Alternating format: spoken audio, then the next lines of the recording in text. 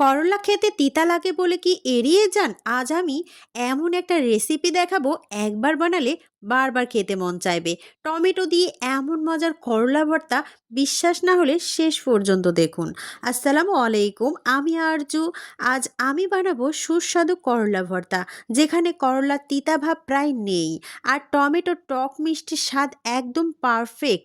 শেষে একটা ছোট টিপস দেব, যেটা আপনার ভর্তাকে বানাবে রেস্টুরেন্ট স্টাইল। সুন্দরভাবে চলুন দেখে নিই কী কী লাগছে। করলা পাতলা করে কাটা, টমেটো কুচি, পেঁয়াজ কুচি, কাঁচামরিচ, রসুন, সরিষার তেল, লবণ সামান্য, হলুদও সামান্য।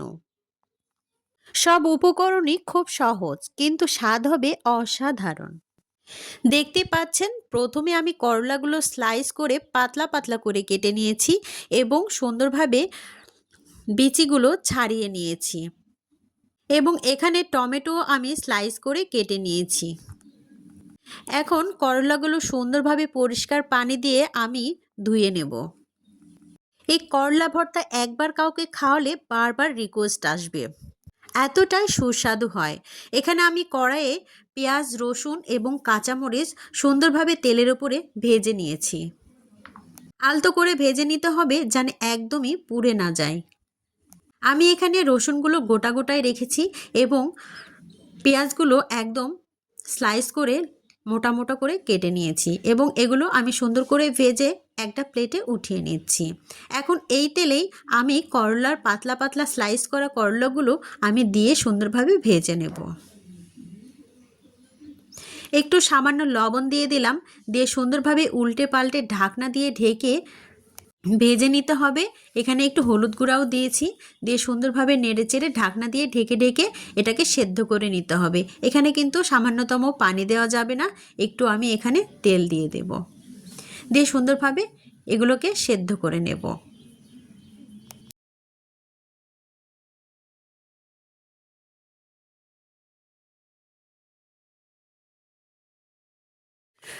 করলা ভর্তাটা যখন তৈরি হয়ে যাবে, টমেটোর টক মিষ্টি এবং ঝাল দিয়ে এই ভর্তাটা এতটাই সুস্বাদু হয়, আপনার এক প্লেট ভাত গায়েব হয়ে যাবে অনায়াসে।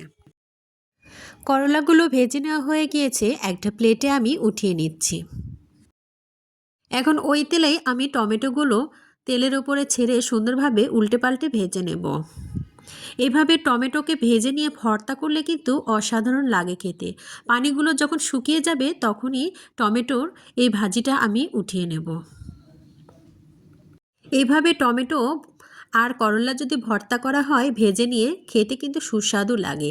আর এখানে আমি সরাতে সম্পূর্ণটাই ঢেলে দিলাম, আর এখানে আমি সবগুলোই একসাথে বেটে নেব, নিয়ে ভর্তাটা তৈরি করব। খেতে কিন্তু খুবই ভালো লাগে এইভাবে ভর্তা করলে। রসুনগুলো একটু আধা কাঁচাই রেখেছি, বেশি একদমই পোড়া পোড়া করিনি। আর রসুনের এই ভর্তাটা করলে কিন্তু খুবই খেতে সুস্বাদু লাগে এইভাবে।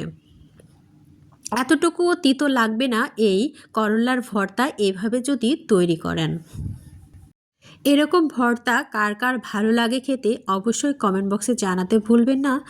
যারা নতুন আমার চ্যানেলে অলরেডি চলে এসেছেন, অবশ্যই চ্যানেলটি সাবস্ক্রাইব করে পাশে থাকবেন এবং নিত্য নতুন ভিডিও পাওয়ার জন্য পাশে থাকা বেল নোটিফিকেশন অল করে রাখলে আপনার কাছে নতুন নতুন ভিডিও পৌঁছে যাবে সবার আগে। ভিডিওর এই পর্যন্ত যারা চলে এসেছেন, একটা লাইক দিয়ে পুরো ভিডিওটি স্টার্ট করার অনুরোধ রইল। সম্পূর্ণটাই আমি এখানে বেটে নেব একদম মিহি করে, তাহলে ভর্তাটা খেতে খুবই সুস্বাদু লাগে। শেষ পর্যন্ত থাকার অনুরোধ রইল। এই ভর্তাটা কোনো অংশে যদি ভালো লেগে থাকে, তাহলে অবশ্যই একটা লাইক দিয়ে পাশেই থাকবেন। করলা কিন্তু অনেকেই খেতে চায় না, তেতো লাগে বলে, কিন্তু এইভাবে করলাকে ভেজে টমেটোর সংমিশ্রণে এই ভর্তাটা তৈরি করলে এতটাই সুস্বাদু লাগে, আপনারা একবার ট্রাই না করলে কিছুতে বুঝতে পারবেন না। আর পুরো ভিডিওটি দেখার অনুরোধ রইল, কারণ এই ভিডিওটি স্কিপ করলে কিন্তু মূল্যবান জিনিসগুলো মিস করে যাবেন। আমি কি কি জিনিস দিয়ে এই ভর্তাটা তৈরি করছি। এখানে আমি দিয়ে দিয়েছি শুকনা মরিচ, আর এখানে লবণ দিয়ে সুন্দরভাবে একটু মেখে নিলাম আর পেঁয়াজটা দিয়ে সুন্দরভাবে মেখে নেব। আর মূল মন্ত্র হচ্ছে এখানে সরিষার তেল, আর সরিষার তেল ছাড়া কিন্তু কোনো ভর্তায় জমে যায় না। আর সেজন্যই আমি এখানে সরিষার তেল দিয়ে সুন্দরভাবে মেখে নিলাম।